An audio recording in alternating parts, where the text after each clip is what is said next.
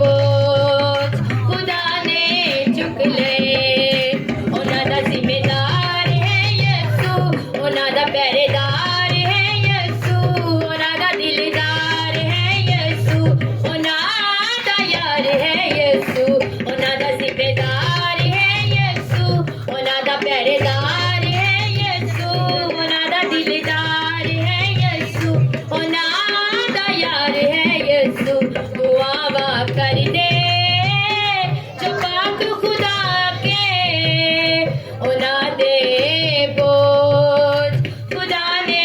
ਚੁੱਕ ਲਏ ਦੁਆਵਾ ਕਰ ਦੇ ਜੋ ਪਾਕ ਖੁਦਾ ਕੇ ਉਹਨਾਂ ਦੇ ਬੋਝ ਖੁਦਾ ਨੇ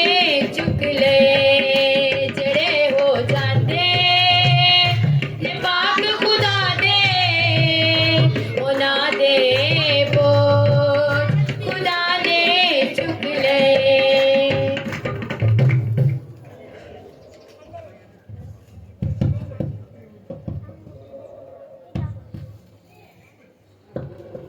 गॉड ब्लेस यू। खुदावंद आप सबको बरकत दे यहाँ पर आने